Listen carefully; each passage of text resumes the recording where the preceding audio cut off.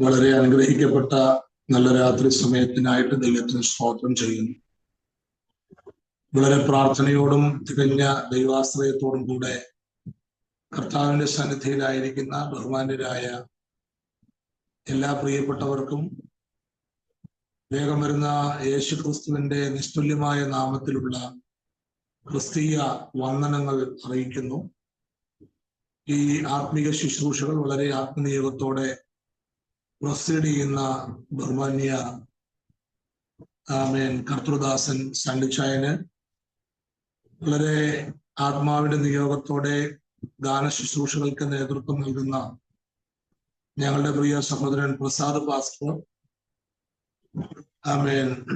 എല്ലാവരെയും ഓർത്ത് ദൈവത്തെ സ്തുതിക്കുന്നു. ഒരു പ്രാവശ്യം കൂടെ നിങ്ങളെ അഭിസംബോധന ചെയ്യാൻ കർത്താവ് ഇങ്ങനെ ഒരവസരം കൂടെ നൽകുന്നത് കൊണ്ട് ദൈവത്തെ സ്തുതിക്കുകയും ഈ ആത്മീക ശുശ്രൂഷകളിലേക്ക് എളിയവനായ എന്നെ കൂടെ ക്ഷണിച്ചതിനും ശുശ്രൂഷകൾക്ക് സ്വതന്ത്രമായിട്ട് അവസരങ്ങൾ ഒരുക്കുന്നതിനും എല്ലാ പ്രിയപ്പെട്ടവരോടും ഇതിന്റെ മുൻനിര പ്രവർത്തകരായ എല്ലാവരോടും ഹൃദയത്തിന്റെ ഭാഷയിലുള്ള നന്ദി ഈ പ്രഥമ സമയത്ത് അറിയിക്കുകയും ചെയ്യുന്നു.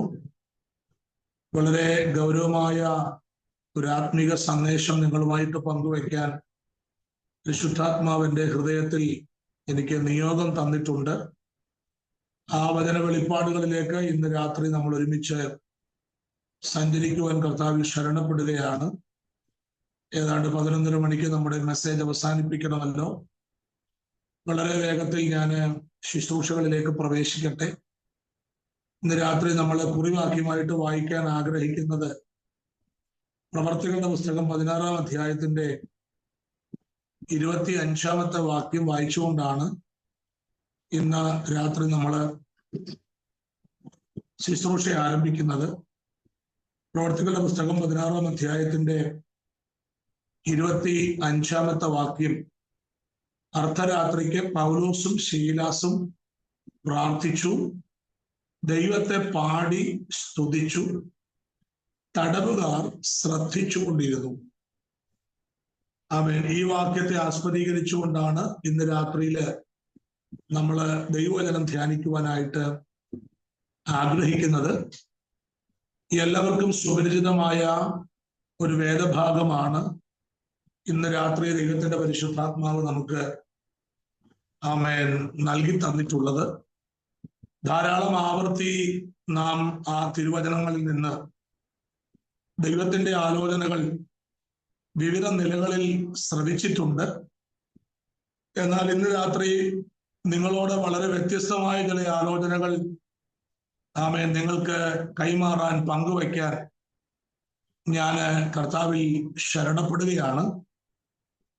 പ്രവർത്തികളുടെ പുസ്തകം 16-ാം അധ്യായം ഒരാവർത്തി എങ്കിലും വായിച്ചിട്ടില്ലാത്ത ആരും തന്നെ എൻ്റെ കേൾവിക്കാരായിട്ടുണ്ട് എന്ന് എനിക്ക് തോന്നുന്നില്ല.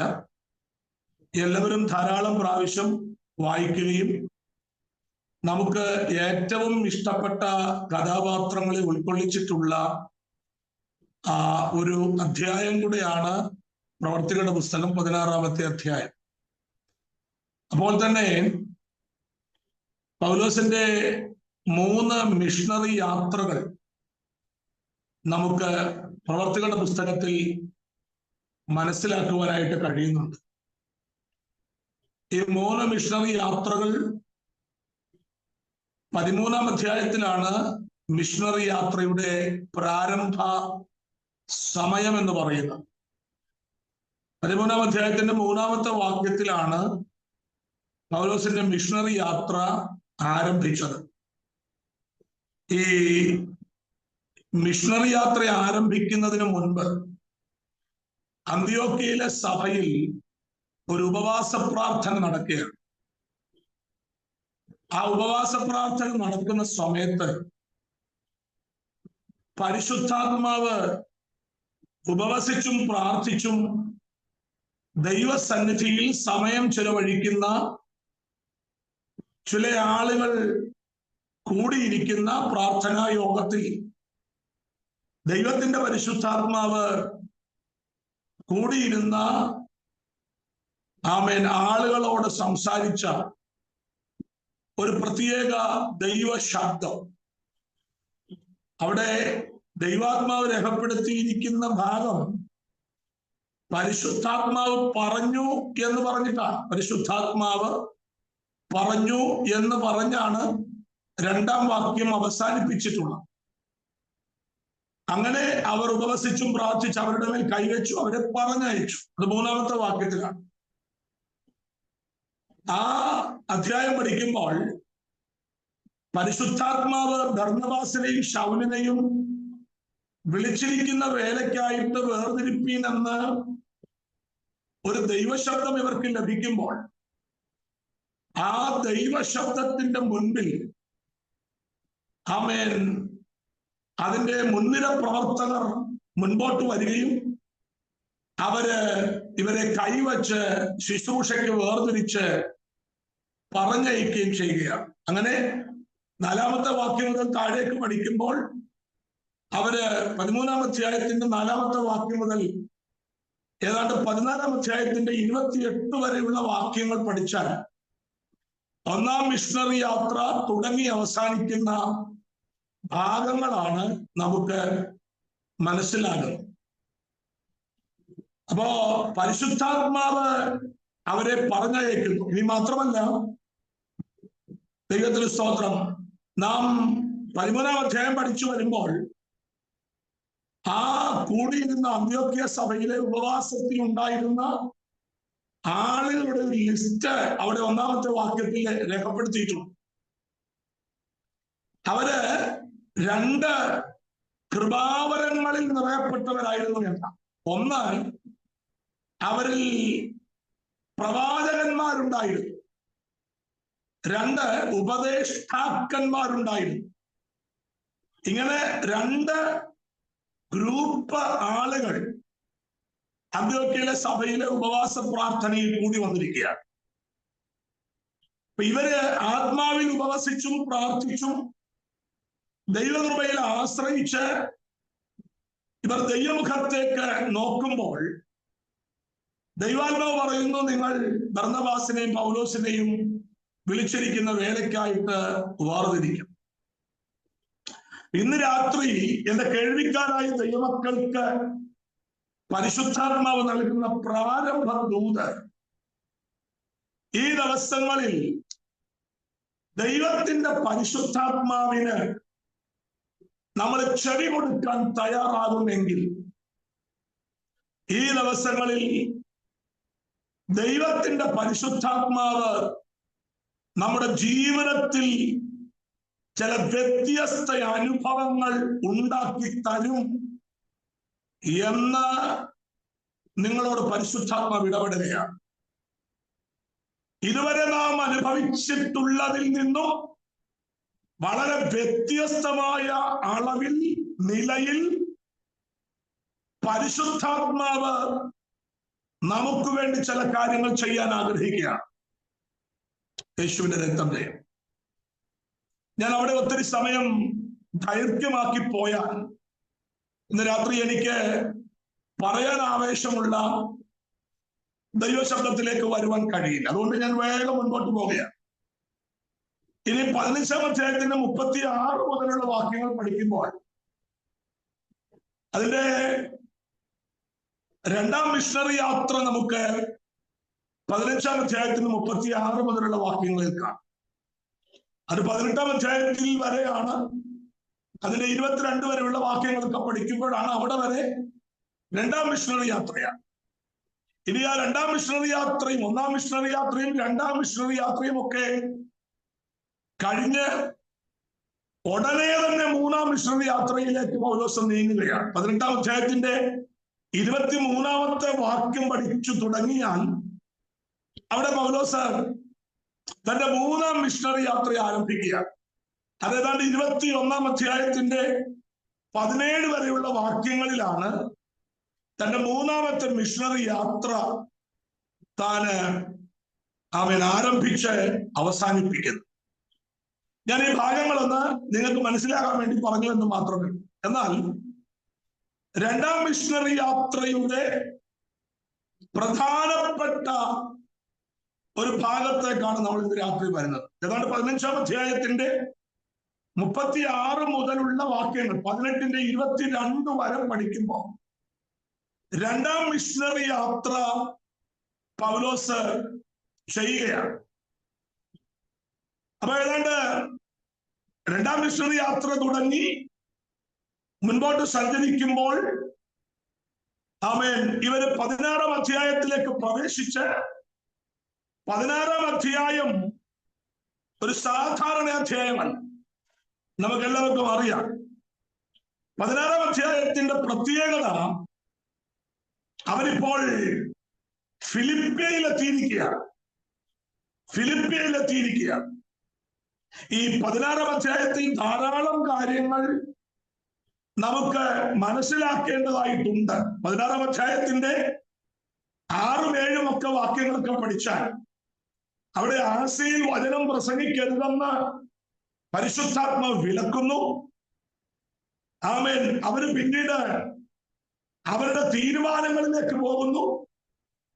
അവര് ഫ്രൂഗയിലും ഗലാത്യ ദേശത്തിലും കൂടി സഞ്ചരിക്കുന്നു. മുസയിലെത്തി ബിഥുനിക്ക് പോകുവാൻ ശ്രമിക്കുന്നു. 7-ാമത്തെ വാക്യം പഠിക്കുമ്പോൾ യേശുവിന്റെ ആത്മാവോ അവരെ സമ്മതിച്ചില്ല എന്നൊക്കെ നമുക്ക് മനസ്സിലാക്കുവാൻ കഴിയുന്നു.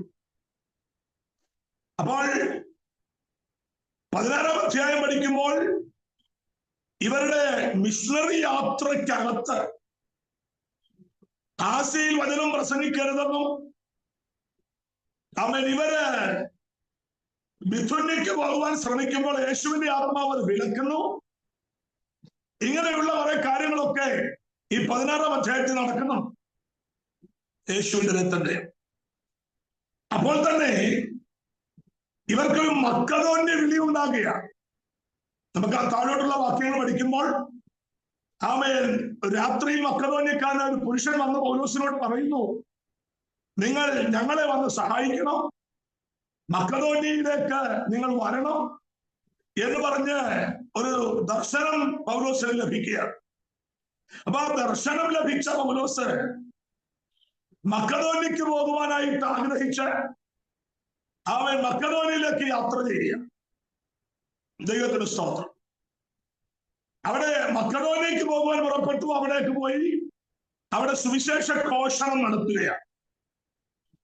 അവിടെ ആ ഭാഗം പഠിച്ചു വരുമ്പോൾ 16-ാം അധ്യായത്തിന്റെ ഏറ്റവും ഗൗരവമായ ഒരു ഭാഗം എന്ന് പറയുന്നത് അവര് സുവിശേഷം അറിയിക്കുവാൻ വേണ്ടി അവിടെ സിന്നഗോഗ് അന്വേഷിക്കുന്നു. അവർക്ക് സിന്നഗോഗ് കാണുവാൻ കഴിയുന്നില്ല. ഫിലിപ്പിയ പട്ടണം സാധാരണ പട്ടണമല്ല.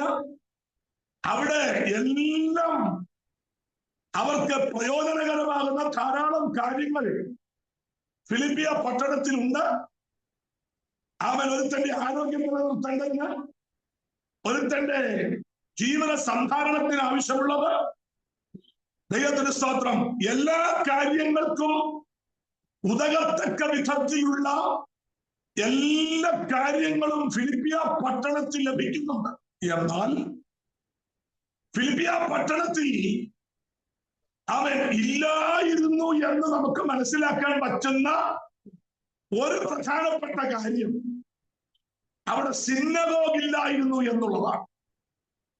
അതിന്റെ അർത്ഥം, ദൈവത്തിന് സ്തോത്രം, അവിടെ ദൈവത്തിന് വേണ്ടി നിൽക്കാൻ പ്രാപ്തരായ ഏതാണ്ട് 10 പുരുഷന്മാർ അവിടെ ശക്തിയോടെ നിന്നാണ് ആ ദേശത്തെ പട്ടണത്തിൽ ഒരു സിന്നഗോഗ് കൊണ്ടുവരാമെന്നാണ് ചരിത്രം പഠിപ്പിക്കുന്നത്. ദൈവത്തിന് സ്തോത്രം. ഒരു പ്രാർത്ഥനാ സ്ഥലം രൂപീകൃതമാകണമെങ്കിൽ അവിടെ ശക്തരായ ദൈവത്തിന് വേണ്ടി നിൽക്കുന്ന, ദൈവത്തിന് വേണ്ടി പ്രയോജനപ്പെടാൻ ആഗ്രഹിക്കുന്ന ഒരു 10 പുരുഷന്മാർ ഉണ്ടായിരിക്കണമെന്ന് യഹൂദന്മാർക്ക് നിർബന്ധമാണ്. അപ്പൊ 10 പുരുഷന്മാർ പോലും അങ്ങനെ ഇല്ലാതിരുന്ന ഒരു സ്ഥലത്ത് അവ സിന്നഗോഗ് ഇല്ലാതിരിക്കുമ്പോൾ ദൈവത്തിന് മഹത്വം, അവർ പുഴവക്കത്തിരുന്ന സ്ത്രീകളോട് അവൻ യേശുവിന്റെ സുവിശേഷം പറയുക.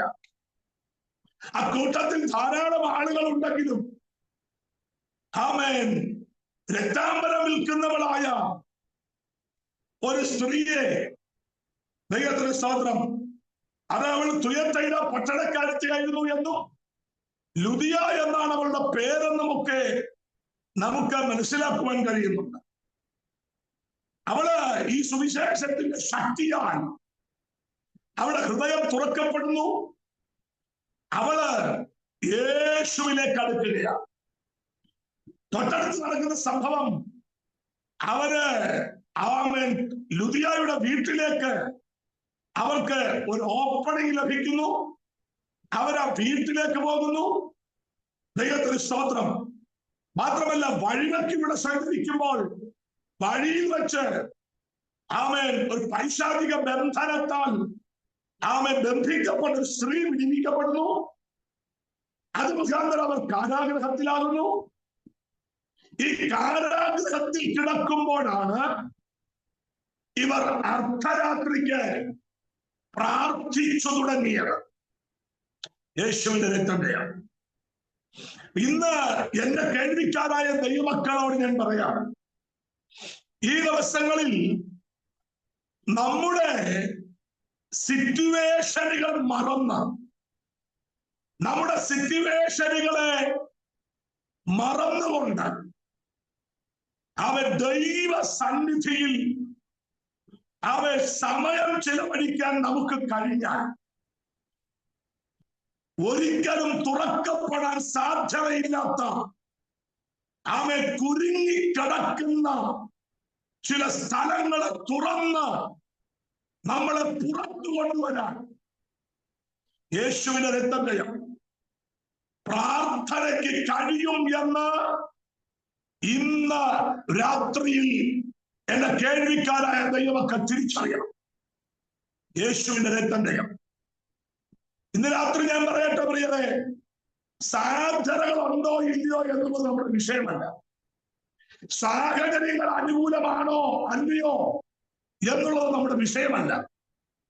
അവൻ സാധ്യതകളില്ലെങ്കിലും സാഹചര്യങ്ങൾ അനുകൂലമല്ലെങ്കിലും നമുക്ക് വേണ്ടി പ്രവർത്തിക്കാൻ കഴിയുന്ന ദൈവമുണ്ട് എന്നുള്ള ദർശനം അകത്തുള്ള ദൈവമക്കൾക്കായി സ്തോത്രം ചെയ്യുന്നു. ഹല്ലേലൂയ. സാധ്യതകൾ നോക്കിയാൽ നമുക്ക് മുൻപോട്ട് യാത്ര ചെയ്യാൻ പറ്റില്ല.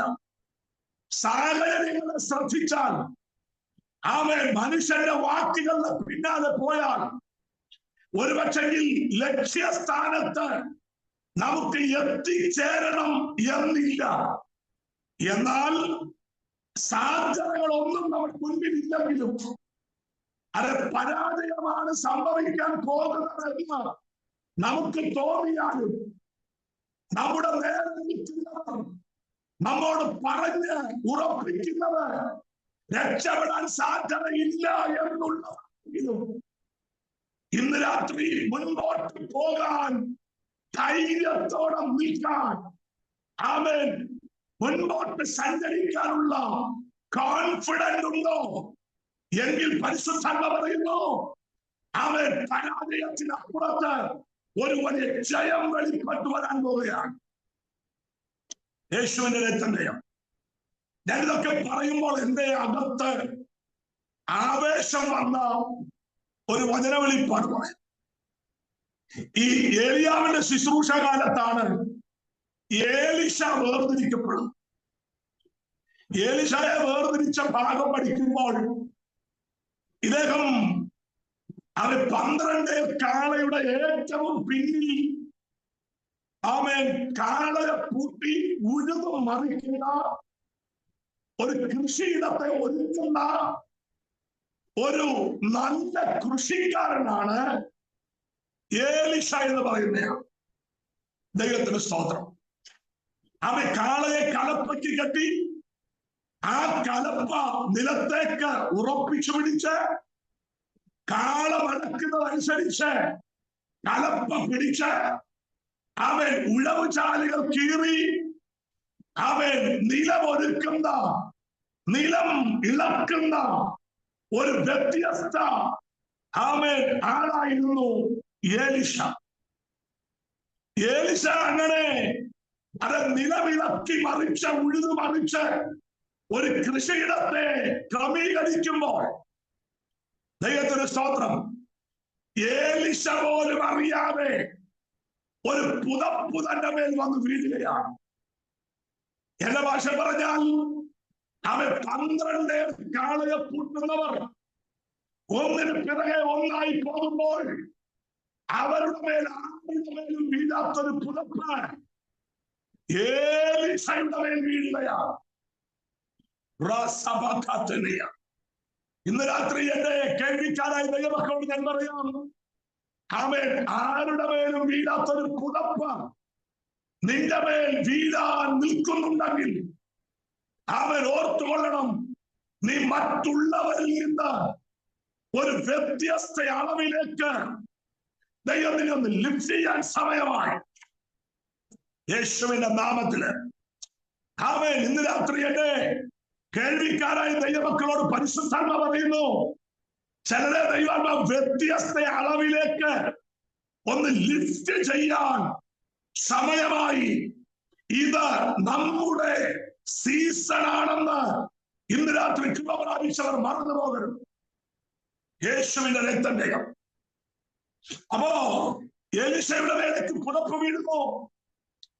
അവനാ കാളയെ അത് സ്തോത്രം മാറ്റി നിർത്തിയിട്ട് അവൻ പുതപ്പിന്റെ പിന്നാലെ പോവുകയാണ്.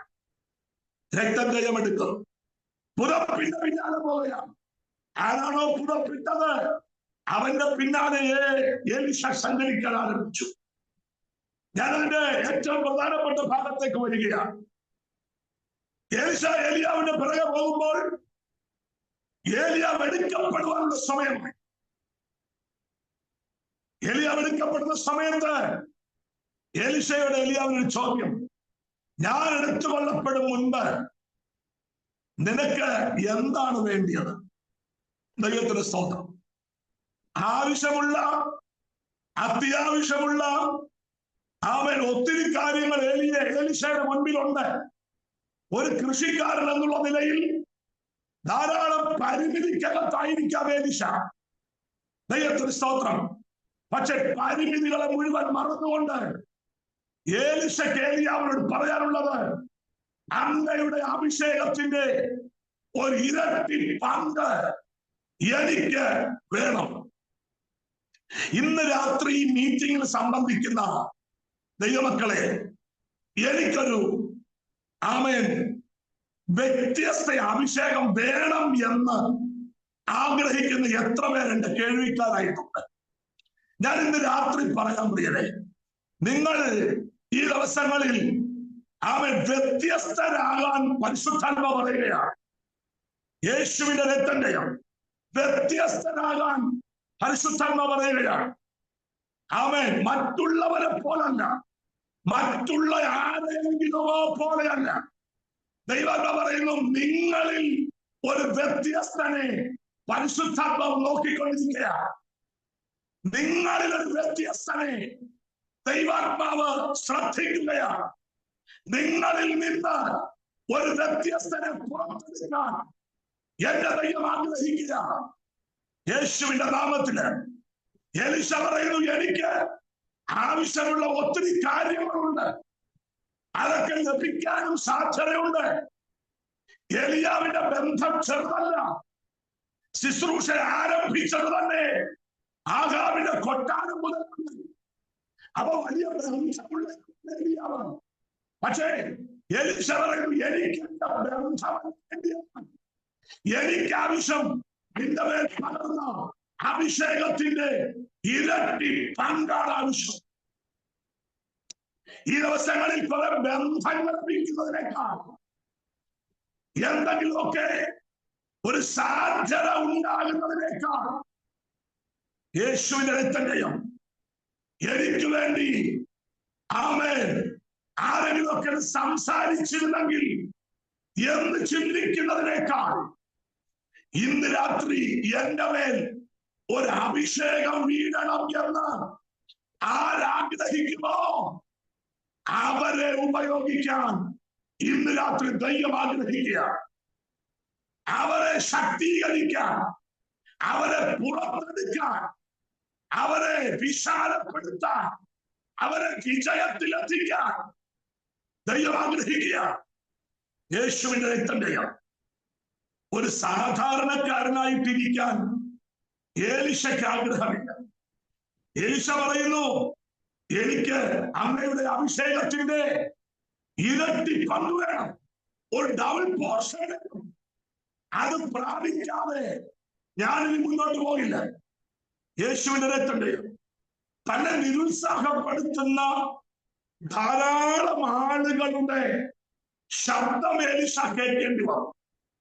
തന്നെ മാറ്റി നിർത്തുന്ന, തന്നെ ഒറ്റപ്പെടുത്തുന്ന, തന്നെ നിരുത്സാഹപ്പെടുത്തുന്ന, വിജയത്തിലെത്താൻ സാധ്യതയില്ലെന്ന് പറയുന്ന, ഞാൻ ഇന്ന് രാത്രി പറയട്ടെ പ്രിയരെ, ദൈവത്തിന് സ്തോത്രം, എല്ലാ നെഗറ്റീവുകളെയും പിന്തള്ളിക്കൊണ്ട് വേണം അഭിഷേകം പ്രാപിക്കാൻ ആഗ്രഹിക്കുന്നവർ മുൻപോട്ട് സഞ്ചരിക്കാൻ. എല്ലാത്തിനും പിന്തള്ളി വെച്ച് മുൻപോട്ട് പോകാൻ നിങ്ങൾ തയ്യാറാണെങ്കിൽ കർത്താവ് പറയുന്നു, ഈ ദിവസങ്ങളിൽ നിങ്ങൾ എത്തിച്ചേരാൻ പോകുന്ന സ്ഥലം വിജയത്തിന്റെ ഇടമായി മാറാൻ പോവുകയാണ്. യേശുവിന്റെ രക്തം ഒരു തോൽവിയുടെ സ്ഥലമല്ല, ഒരു വിജയത്തിന്റെ സ്ഥലം. യേശുവിന്റെ രക്തം ജയമെടുക്കുന്നു. അപ്പോ ഏലിയാവിൽ നിന്ന് ഏലിശ മറ്റെന്തെങ്കിലും ചോദിക്കുന്നതിനപ്പുറത്ത് ഏലിശായിക്ക് അഭിഷേകത്തിന്റെ ഇരട്ടി പങ്ക് ആവശ്യം എന്ന് പറഞ്ഞുകൊണ്ട് ഏലിയാവിന്റെ പിന്നാലെ നടക്കുകയാണ്. ഏലിയാവിന്റെ പിന്നാലെ സഞ്ചരിക്കുമ്പോൾ ധാരാളം കാര്യങ്ങൾ തന്റെ അകത്തളങ്ങളിൽ ദൈവത്തിന് സ്തോത്രം. പ്രവാചക ശിഷ്യന്മാർ തന്നോട് പറയുന്നു, അതെ, രക്ഷപ്പെടാൻ സാധ്യതയുണ്ടോ എന്ന് തോന്നുന്നില്ല. എങ്ങനെ മുൻപോട്ട് പോകാൻ കഴിയും? ഇതെങ്ങനെ ലഭിക്കും? നീ യോർദാന്റെ അക്കരയിലേക്ക് പോയാൽ എങ്ങനെ മടങ്ങി വരും? ഈ ചോദ്യങ്ങളൊക്കെ തന്റെ മുൻപിൽ ഉണ്ടെങ്കിലും യേശുവിന്റെ നാമത്തില് ഇന്ന് രാത്രി പരിശുദ്ധാത്മാവ് പറയുന്നു, ചില ചോദ്യങ്ങളെ എന്റെ ജനം ഓവർകം ചെയ്യാൻ പോവുകയാണ്. ചില ശബ്ദങ്ങളെ എന്റെ ജനം ഓവർകം ചെയ്യാൻ പോവുകയാണ്.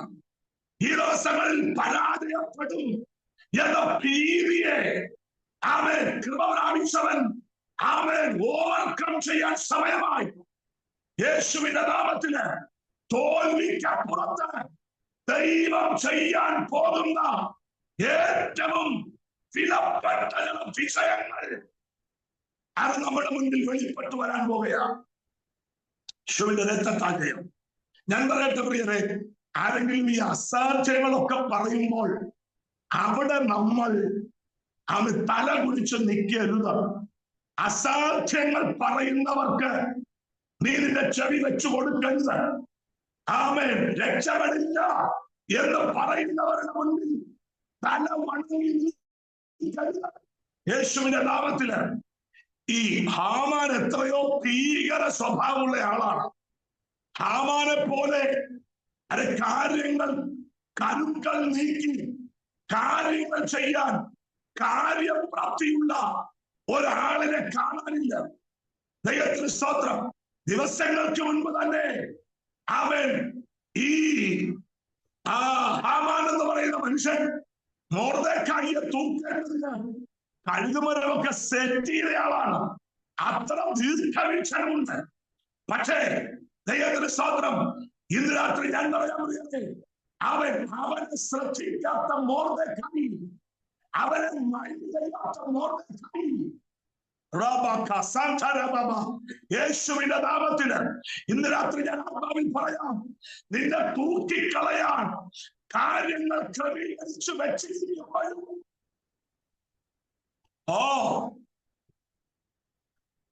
നിന്റെ പതനം കാണാൻ പദ്ധതികൾ ഒരുങ്ങിയിരിക്കുമ്പോൾ അവിടെയും ഇന്ന് രാത്രി കൃപ പ്രാപിച്ചവൻ തല ഉയർത്തി നിൽക്കാനുള്ള തന്റെ ഇടം കാണിക്കണം. റൂബാന ശബരതന ഘടകദുനിയ ഇതിനകത്തിന്റെ കേൾക്കുന്ന ദൈവമക്കളോട് പരിശുദ്ധാത്മാവ് അങ്ങനെ ഒരു ദൈവശബ്ദം പറയുകയാണ്. ഈ ദിവസങ്ങളിൽ ആമേൻ സാധ്യതകളൊന്നും തന്നെ കാണാനില്ലെങ്കിലും കഴിവുകളും മോർദെഖായി ചിരിച്ചുകൊണ്ടാണ് കാര്യങ്ങൾ.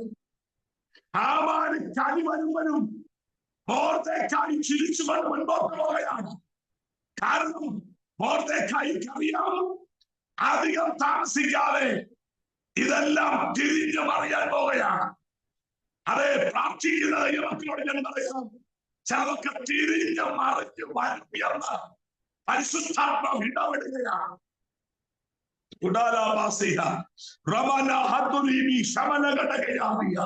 ചിലതൊക്കെ തിരിഞ്ഞു പറയുമെന്ന് സഭയോട് ദൈവാത്മാവ് ആലോചന പറയുകയാണ് കേട്ടോ, യേശുവിന്റെ നാമത്തില്. ഹല്ലേലൂയ. പ്രസാദ് പാസ്റ്റർ ആമേൻ ഗാന ശുശ്രൂഷ നടത്തിയപ്പോൾ താൻ പറഞ്ഞത് പദം എന്നെ വല്ലാതെ സ്ട്രൈക്ക് ചെയ്തു. ദൈവത്തിന് സ്തോത്രം. ഈ വാഗ്ദത്ത നാട്ടിലെത്താൻ ഇസ്രായേൽ മക്കൾ എടുത്ത സ്ട്രഗിൾസ് ചെറുതല്ല കേട്ടോ. ഈ ഭൂമിയിൽ പാർക്കുമ്പോൾ എന്റെ പ്രിയ കേൾവിക്കാരായ ദൈവമക്കൾ കേട്ടുകൊള്ളണം, ഞാനും നിങ്ങളും വാഗ്ദത്തത്തിലെത്താൻ ഒത്തിരി സ്ട്രഗിൾ ചെയ്യേണ്ടി വരും. ഒത്തിരി സ്ട്രഗിൾ ചെയ്യണം. ആ സ്ട്രഗിൾസിനകത്ത് നിങ്ങൾ മനസ്സിലാക്കിക്കോണം, ആ സ്ട്രഗിൾസിനകത്ത് ദൈവം നമുക്ക് ആവശ്യമുള്ള ഒരു പാക്കേജ് വച്ചിട്ടുണ്ട്. യേശുവിന്റെ നാമത്തില് ഒരു പാക്കേജ് വച്ചിട്ടുണ്ട്. ഈ ഇസ്രായേൽ മക്കൾ ഒത്തിരി കലങ്ങിയ കുലുങ്ങിയ ഒരു പ്രത്യേക സാഹചര്യം, അത് മോശയുടെ മരണമാണ് കേട്ടോ. മോശയുടെ മരണം 120-ാമത്തെ വയസ്സിൽ മോശ മരിച്ചു. അവന്റെ കണ്ണു മങ്ങിയില്ലെന്നും അവന്റെ കവിള് ഒട്ടിയില്ലെന്നും തേജസ് കൊണ്ട് പറഞ്ഞ മനുഷ്യൻ അവൻ മരിച്ചുപോയി. മോശയുടെ അടക്കത്തിന് ദൈവത്തിന് സ്തോത്രം. ആമേൻ.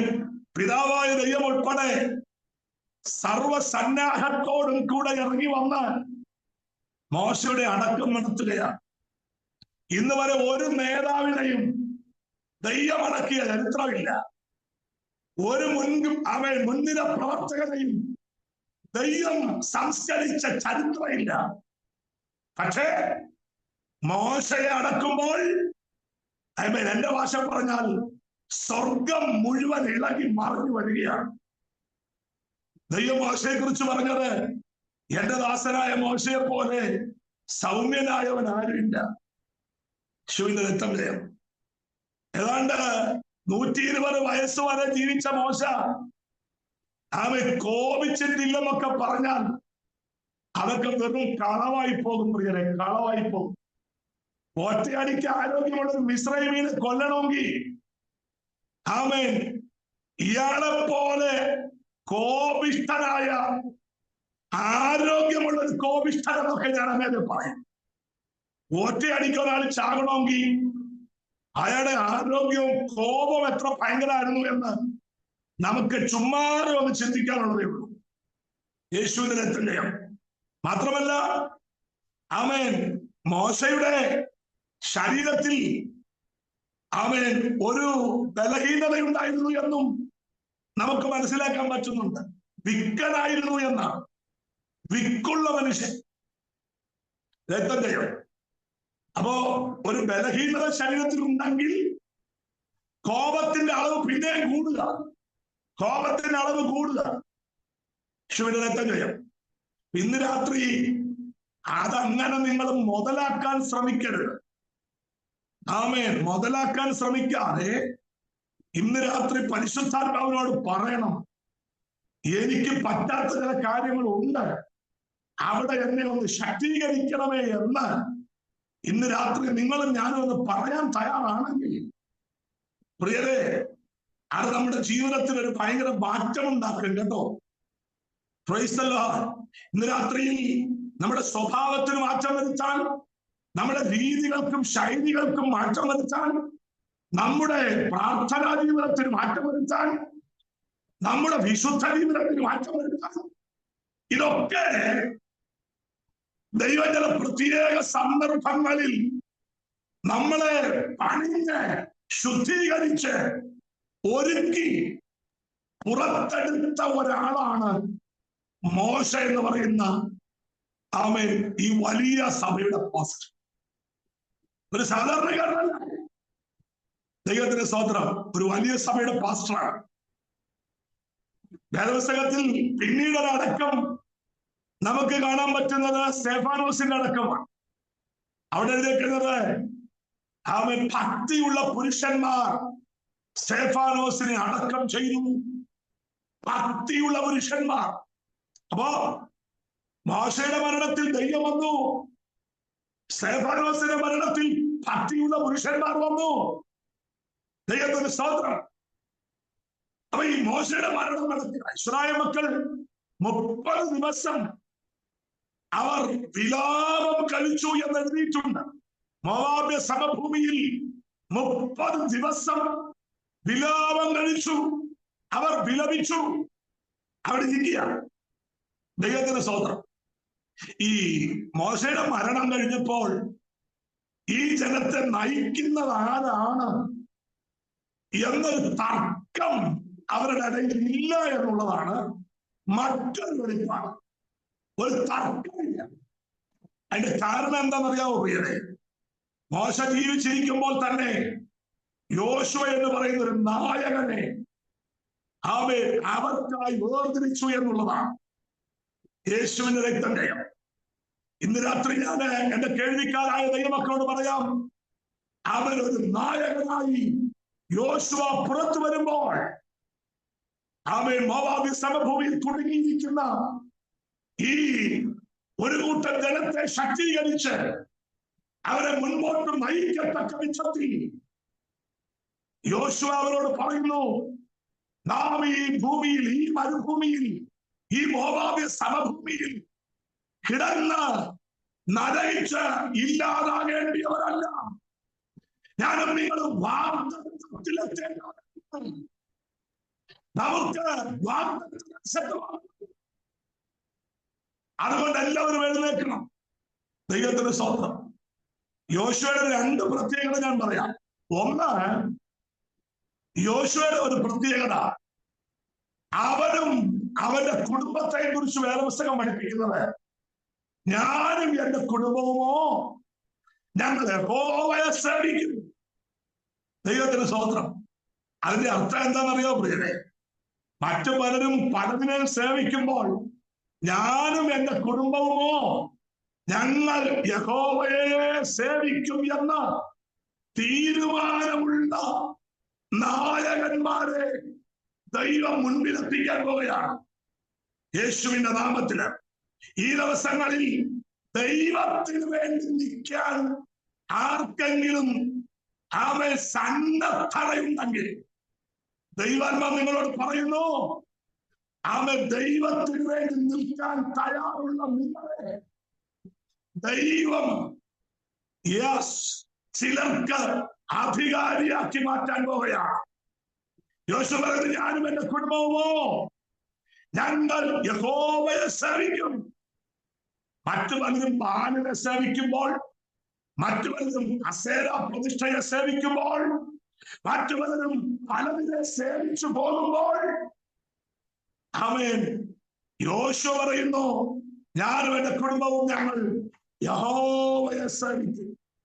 ഇന്ന് രാത്രി എന്റെ കേൾവിക്കാരായ ദൈവമക്കളോട് ദൈവത്തിന്റെ പരിശുദ്ധാത്മാവ് ഇടപെടുന്ന ഏറ്റവും വിലപ്പെട്ട ദൈവശബ്ദം, ഈ ദിവസങ്ങളിൽ ദൈവത്തിന് വേണ്ടി നിൽക്കാൻ, ദൈവ ശബ്ദം കേൾക്കാൻ, ദൈവത്തിന്റെ ആലോചനകളെ തിരിച്ചറിയാൻ, ദൈവത്തിന്റെ ആലോചനകൾക്ക് വേണ്ടി അവൻ ചുമല് കൊടുക്കാൻ ആരാണോ മുൻനിരയിലെത്താൻ ആഗ്രഹിക്കുന്നത്, ആരാണോ മുൻപിൽ നിൽക്കുന്നത്, അവരെ ഉപയോഗിക്കാൻ പരിശുദ്ധാത്മാവിന്റെ കാര്യങ്ങൾ ക്രമീകരിക്കുക.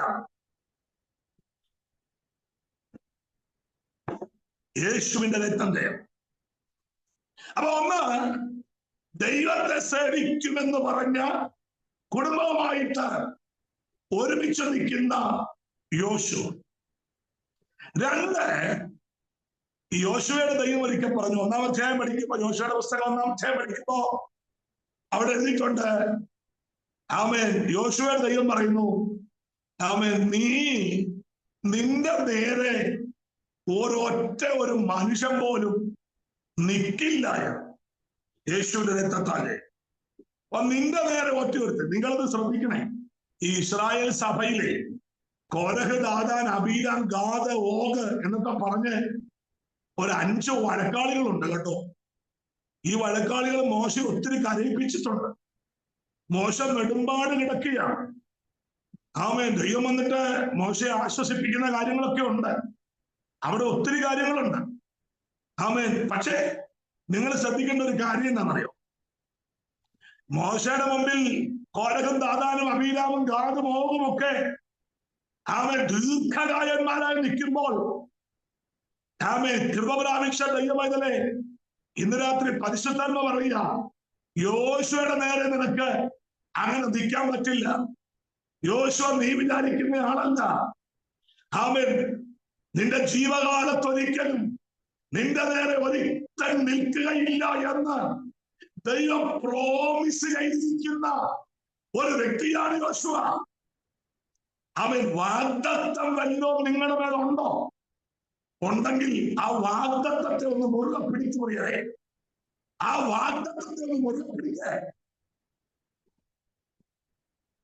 വാക്ക് പറഞ്ഞിട്ട് ദൈവം മാറിപ്പോകുന്നവനല്ല. അത് വെളിപ്പെടുത്തി തരാൻ ദൈവം വിശ്വസ്തനായിരിക്കുകയാണ്. യേശുവിന്റെ രക്തം ജയം. ഞാൻ വളരെ വേഗം മുമ്പോട്ട് പോകാം.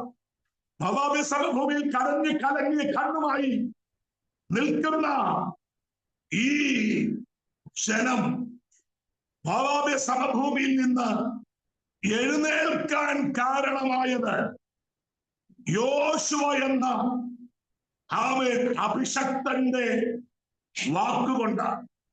രക്തത്താൽ ജയം. ഇത് നിങ്ങൾ ശ്രദ്ധിക്കേണ്ടുന്ന 1-2 കാര്യം കൂടെ പറഞ്ഞിട്ട് ഞാൻ പ്രാർത്ഥനയ്ക്ക് സമയമെടുക്കാം. ഇവര് കനാൻ നാട്ടിലേക്ക് പോകാൻ മോവാബ് സമഭൂമിയിൽ നിന്ന് പുറപ്പെട്ട് ആദ്യം ചെന്ന് നിൽക്കുന്ന സ്ഥലം യോർദാനാണ്. പ്രിയരെ, യോർദാനെ നിങ്ങളൊന്ന് നോക്കിക്കേ. മുമ്പേ പ്രസാദ് ആ ഭാഗമാ പറഞ്ഞത്. യോർദാൻ സാധാരണ സ്ഥലമല്ല കേട്ടോ. കര കവിഞ്ഞൊഴുകുന്ന ഒരു സിസ്റ്റം അവിടെ ഉണ്ട്. പക്ഷെ ഞാൻ പറയട്ടെ പ്രിയരെ, ഈ തോളത്ത് പെട്ടകം വെച്ച പുരോഹിതന്റെ കാല് വെള്ളത്തിന്റെ വക്കത്ത് ചവിട്ടുമ്പോ ആ സിസ്റ്റത്തെ മുഴുവൻ ദൈവം ക്യാൻസൽ ചെയ്യുക. യേശുവിന്റെ നാമത്തില് ഇന്ന് രാത്രി പരിശുദ്ധാത്മാവ് എന്നോട് പറയാൻ പറയുന്നു, ചില സിസ്റ്റങ്ങളെ ക്യാൻസൽ ആക്കാൻ പോവുകയാണ്. ഇതുവരെ വന്നതുപോലെ ഇനിയും യോർദാന് മുൻപോട്ട് പോകാൻ പറ്റില്ല യേശുവിന്റെ നാമത്തില്. കാരണം മറ്റൊന്നല്ല കേട്ടോ, പെട്ടകം ചുമക്കുന്ന പുരോഹിതന്മാർ അവരുടെ കാല് വെള്ളത്തിന്റെ വാക്കത്ത് വെച്ചു കഴിഞ്ഞു. ഞാൻ പറയട്ടെ പ്രിയരെ, അധികാരമുണ്ട്, അതുകൊണ്ടെല്ലാം നടക്കുമെന്ന് ചിന്തിക്കരുത്. അധികാരമുള്ളവരോട് ദൈവാത്മ പറയുന്നു, ഈ ദിവസങ്ങളിൽ നിങ്ങളുടെ അധികാരത്തെ അവൻ ഉപയോഗിക്കാൻ തയ്യാറാകും എങ്കിൽ ചില പ്രശ്നങ്ങൾ അവൻ നമ്മുടെ മുൻപിൽ നിലയ്ക്കാൻ പോവുകയാണ്. ചില രോഗത്തോട് ഇന്ന് രാത്രി കൃപ പ്രാപിച്ച ദൈവമക്കൾ കൽപ്പിക്കാൻ തുടങ്ങണം. ചില പ്രശ്നങ്ങളെ നോക്കി ഇന്ന് രാത്രി ആത്മാവിൽ കൽപ്പിക്കാൻ തുടങ്ങണം. റബന ഹടകദുനിയ, ഈ പെട്ടകം ചുമക്കുന്ന പുരോഹിതന്റെ കാല് വെള്ളത്തിന്റെ വക്കത്ത് ചവിട്ടുമ്പോഴേ അവൻ യോർദാൻ നിലച്ചു എന്ന് എഴുതിയിരിക്കുന്നത് ചുമ്മാതല്ല. സങ്കീർത്തനക്കാരൻ പറഞ്ഞത് നിങ്ങൾ കേട്ടിട്ടുണ്ടാവും. യോർദാനേ, നീ അവൻ ഓടുന്നതെന്ത്, പിന്മാറുന്നതെന്ത്, നീ വഴിമാറിയതെന്താ എന്നൊക്കെ സങ്കീർത്തനക്കാരൻ ചോദിക്കുന്നുണ്ട്. ദൈവത്തിന് സ്തോത്രം. ഇന്ന് രാത്രി എന്റെ പ്രിയപ്പെട്ടവരെ ഞാൻ പറയാം, യോർദാൻ പറയാനുള്ളത്, പെട്ടകം ചുമക്കുന്നവനെ കണ്ടാൽ അവൻ പ്രതിസന്ധികൾക്ക് നിൽക്കാൻ പറ്റില്ല. യേശുവിന്റെ നാമത്തില് അഭിഷേകം പ്രാപിച്ച ദൈവത്തിന്റെ വൈദ്യുത നിന്നെ കണ്ടാൽ ചില വെല്ലുവിളികൾക്ക് ഇനിയും അവിടെ നിൽക്കാൻ പറ്റില്ല. ആ പ്രശ്നം നിന്നെ തിന്ന് കളയില്ല. ആ പ്രശ്നം നിന്നെ ഇല്ലാതാക്കുകയില്ല. നിങ്ങൾ മുമ്പോട്ട് പോകുക. ഇവരാ യോർദാൻ ഇറങ്ങി കയറി കേട്ടോ. യോർദാൻ ഇറങ്ങി കയറുമ്പോൾ അവൻ യോശുവ പറയുന്നുണ്ട്, നിങ്ങൾ 12 കല്ലുകൾ തൊക്കത്ത് വെച്ചോണ്ട് വേണം കയറാൻ. ഞാൻ ഈ യോർദാന്റെ അകത്ത് കിടക്കുന്ന കല്ലുകളെ കുറിച്ച് 1-2 വാക്ക് പറയാം. ഈ യോർദാനിലെ വെള്ളം ആമേൻ അതിശീഘ്രമായിട്ട് ഒഴുകുക. ആമേൻ അത് മഞ്ഞുരുകി വരുന്ന വെള്ളമാണ്. ഈ വേനൽക്കാലമാകുമ്പോൾ ഇത് കരകവിയുന്നതിന് കാരണം മഞ്ഞുരുകി വരുന്ന വെള്ളമാണ്. മഞ്ഞുരുകി വരുന്ന വെള്ളം വരുമ്പോഴാണ് ഇത് കരകവിയുന്നത്. അപ്പോഴാണ് കൊയ്ത്തുകാലത്ത് ആമേൻ ഫലശേഖരം എടുക്കാൻ സമയമാകുമ്പോൾ ഇങ്ങനെ കരകവിഞ്ഞ് ഒഴുകി വന്ന യോർദാൻ മുഖാന്തരം അവർക്ക് ഒത്തിരി നഷ്ടങ്ങളുണ്ടായിട്ടുണ്ട്. യേശുവിന്റെ നാമത്തില് ഇന്ന് വരെ പലരും മടകെട്ടി നടക്കില്ല. പക്ഷെ ഇന്ന് രാത്രി പരിശുദ്ധങ്ങൾ പറയുക, കാല് വെച്ചപ്പം ആമേൻ യോർദാന്റെ കഥ കഴിഞ്ഞത്. കാല് വെച്ചപ്പോൾ ചില കഥ മാറാൻ പോവുകയാണ്. കഥ മാറുകയാണ്. അഭിഷേകമുള്ളവന്റെ കാല് വെച്ചാൽ ചില കഥകൾ മാറുമെന്ന് പരിശുദ്ധങ്ങൾ പറയുകയാണ്. യേശുവിന്റെ നാമത്തില് ഇന്ന് രാത്രി എന്റെ കേൾവിക്കാരായ ദൈവത്തോട് ഞാൻ പറയാം, ആമേൻ നിന്റെ ബിസിനസ് യേശുവിന്റെ നാമത്തിൽ നീ കാല് വെച്ചാൽ ചില വീടുകളുടെ കാര്യം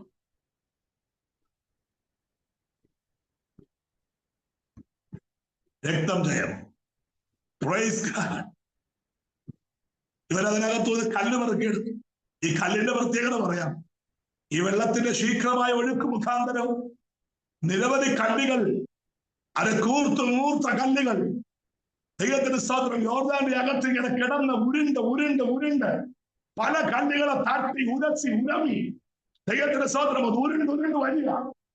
ഈ ഇസ്രായേൽ മക്കൾ അവൻ രണ്ടാക്കിയ ഈ യോർദാന്റെ 2ആയ ഭാഗത്തോട് ഇറങ്ങുമ്പോൾ അതിനകത്തൊരു 12 കല്ല് മിനുസപ്പെട്ടു വന്ന് കിടക്കുക. മിനുസപ്പെട്ട 12 കല്ല്. യേശുവിന്റെ നാമത്തില് ഇതിനകത്തെ കല്ല് പെറുക്കിയെടുക്കുന്നവൻ അറിയാം, അവൻ ഇനിയും ഈ കല്ലാതെ മുറിക്കൊടുക്കില്ല. ഇത് മിനുസപ്പെട്ട കല്ലാണ്. ഇത് തലമുറയ്ക്ക് കാണാനുള്ളതാണ്. ഇത് തലമുറ യേശുവിന്റെ നാമത്തിൽ ഇന്ന് രാത്രി പരിശുദ്ധാത്മ പറയുക, അവൻ വേദന കൊണ്ടും അവൻ അടികൊണ്ടും ഇടികൊണ്ടും അതേ സ്വന്തം ഉരസിയും ഉരവിയും ഒക്കെ അത് പാകമായ രൂപമായ വ്യത്യസ്തമായ ഒരു കല്ലാക്കി ദൈവത്തിന്റെ മാറ്റിയറിയാമോ? നീ പാർക്കുന്നിടത്ത് സ്നാനമായിരിക്കാൻ, നിന്റെ തലമുറയ്ക്ക്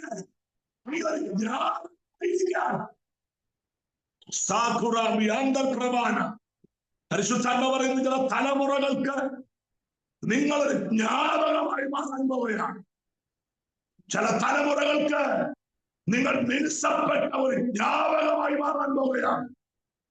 അവർ കല്ലുകളുടെ ചക്കര കയറി. അടുത്ത ഭാഗം ബൈബിൾ പറയുന്നു, അവർ ആമേൻ നേരിടേണ്ടുന്ന അടുത്ത പ്രശ്നം, വാഗ്ദത്ത നാട്ടിലെത്താനുള്ള സമയത്ത് അവർ നേരിട്ട 2ാമത്തെ പ്രശ്നം യെരിഹോവിന്റെ മതിലാണ്. ദൈവത്തിന്റെ സ്തോത്രം. യെരിഹോവിന്റെ മതിൽ അവർ ആമേൻ ഇല്ലാതാക്കിയത് ആയുധം കൊണ്ടല്ല പ്രിയരെ, ആരാധന കൊണ്ടാണ്. ആരാധന കൊണ്ട്.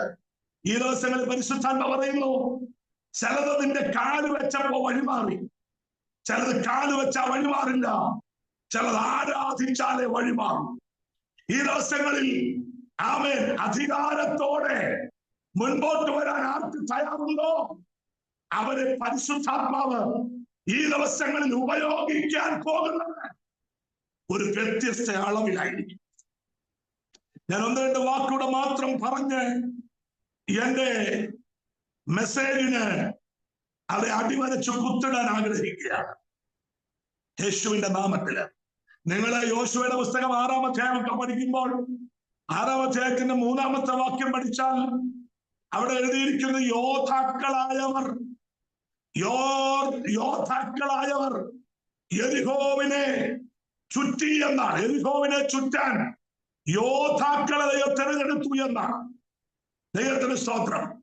അതിന്റെ 3-ാമത്തെ വാക്യമൊക്കെ പഠിച്ചാൽ നിങ്ങളിൽ യോദ്ധാക്കളായ എല്ലാവരും, അങ്ങനെ എഴുതിയേക്കുന്നേ, നിങ്ങളിൽ യോദ്ധാക്കൾ. അപ്പോ എല്ലാവരെയും കൊണ്ടും യെരിഹോവിനെ തകർക്കാനൊന്നും പറ്റില്ല. യോദ്ധാക്കളായവരെ ദൈവം നോക്കുകയാണ്. ആമേൻ. ഇനി മാത്രല്ല കേട്ടോ, ഇനി മാത്രല്ല, ഈ യെരിഹോവിനെ ചുറ്റിയവരിൽ ഒന്നാമത്തെ ഗ്രൂപ്പ് എന്ന് പറയുന്നത് ആയുധം ധരിച്ചവരാണ്. നിങ്ങൾ 6-ാം അധ്യായം വായിച്ചോണം. ആയുധം ധരിച്ചവർ. 2-ാമത്തെ ഗ്രൂപ്പ് എന്ന് പറയുന്നത് 7 കാഹളം പിടിച്ച പുരോഹിതന്മാരാണ്. 3-ാമത്തെ ഗ്രൂപ്പ് എന്ന് പറയുന്നത് പെട്ടകം ചുമക്കുന്ന പുരോഹിതന്മാരാണ്. 4-ാമത്തെ ഗ്രൂപ്പ് എന്ന് പറയുന്നത് യോദ്ധാക്കളായവരാണ്. അങ്ങനെ 4 ഗ്രൂപ്പുകളുടെ അതേ സ്തോത്രം അത്യുത്സാഹത്താലാണ് ഒരിക്കലും വീഴാൻ സാധ്യതയില്ലാത്ത ഈ മതില് ഇവരുടെ മുൻപിൽ വീഴുന്നത്. ഇന്ന് രാത്രി പരിശുദ്ധാത്മാവിനോട് പറയുന്നു, ഉത്സാഹമുള്ള ഒരു കൂട്ടത്തെയും നോക്കുകയാണ്. ഈ ദിവസങ്ങളിൽ ഉത്സാഹമുള്ള ഒരു കൂട്ടം ഇതിനകത്തും എഴുന്നേറ്റ് വരുമെങ്കിൽ ചില കാരാഗ്രഹങ്ങളുടെ അടിസ്ഥാനങ്ങൾ കുലുങ്ങാൻ പോകുകയാണ്.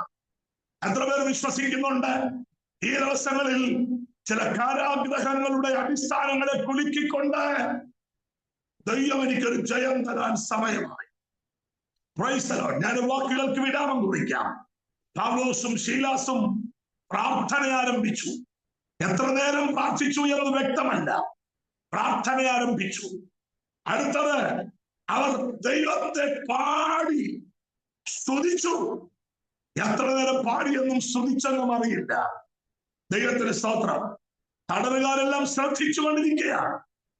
അവര് പറയുന്നു, ഞങ്ങൾ ശ്രദ്ധിച്ചിട്ടുണ്ട് പലതും, പക്ഷേ ദൈവത്തിന് സ്തോത്രം, ഞങ്ങൾ ഇന്ന് വരെ ശ്രദ്ധിച്ചപ്പോൾ കേൾക്കാത്ത ശ്രുതിമധുരമായ ഒരു പാട്ടും സ്തുതിയും പ്രാർത്ഥനയും ഈ പൗലോസും ശീലാസും ഈ കാരാഗ്രഹത്തിൽ വന്നപ്പോഴാണ് അതിവിടെ നടക്കുന്നത്.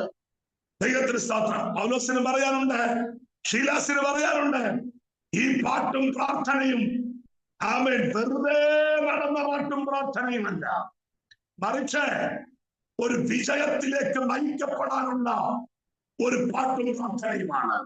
ഈ സൂം പ്ലാറ്റ്ഫോമിൽ ഈ സമയത്ത് ദൈവമുണ്ടാകെ വന്നിരിക്കുന്ന വിവിധ ടൈം സോണുകളിൽ ദൈവമുഖത്തേക്ക് നോക്കുന്ന എന്റെ പ്രിയപ്പെട്ടവരോട് പരിശുദ്ധാത്മ പറയുന്നു, ഈ ദിവസങ്ങളിൽ നിങ്ങൾ ദൈവമുണ്ടാകെ വന്നത് വെറുതെ ആകില്ല. വെറുതെ ആകാൻ ദൈവം സമ്മതിക്കില്ല. ഈ മാസം, ഈ 11-ാം മാസം പരിശുദ്ധാത്മ പറയുന്നു, നിങ്ങൾ പാടുമ്പോൾ, നിങ്ങൾ പ്രാർത്ഥിക്കുമ്പോൾ, നിങ്ങൾ ദൈവത്തെ സ്തുതിക്കുമ്പോൾ ചിലതൊക്കെ ചീട്ട് കൊട്ടാരം വീഴാൻ പോവുകയാണ്. ചിലതൊക്കെ ചീട്ട് കൊട്ടാരം വീഴുന്നത് അത് നമ്മുടെ മുൻപിൽ വീഴാൻ സമയമായി. ഈ ദിവസങ്ങളിൽ ദൈവം ഞങ്ങൾക്കൊരു ജയം തരും എന്ന് വിശ്വസിക്കുന്ന എത്ര പേരുണ്ട്? അവരോട് പരിശുദ്ധാത്മ പറയുന്നു, നീ പാടിയതും ആരാധിച്ചതും സ്തുതിച്ചതും ദൈവത്തെ യോദ്ധാക്കളെ ദൈവം ഉപയോഗിക്കാൻ പോവുകയാണ്. യേശുവിന്റെ രക്തം. ഈ ദിവസങ്ങളിൽ നമുക്ക് പ്രാർത്ഥനയ്ക്കും ദൈവത്തെ പാടി സ്തുതിക്കുന്നതിനും അധിക സമയം വേർതിരിക്കാൻ പരിശുദ്ധാത്മാവാം ദൈവം നമുക്കെല്ലാവർക്കും കൃപ ചെയ്യട്ടെ എന്ന് ഓർപ്പിച്ച് ഈ ദിവസങ്ങളിൽ ഈ വചനം നിങ്ങളുടെ അകത്തളങ്ങളിൽ വലിയ ശക്തി പകരട്ടെ എന്ന് ആശംസിച്ചുകൊണ്ട് ഞാൻ വാക്കുകൾക്ക് വിരാമം കുറിക്കുന്നു. ഈ ദിവസങ്ങളിൽ ഒരു ദൈവപ്രവൃത്തി പ്രതീക്ഷിക്കുക. ദൈവം വലിയ കാര്യങ്ങൾ നമുക്ക് വേണ്ടി ചെയ്തിരിക്കും. May God bless you. എല്ലാവരെയും കർത്താവ് അനുഗ്രഹിക്കട്ടെ.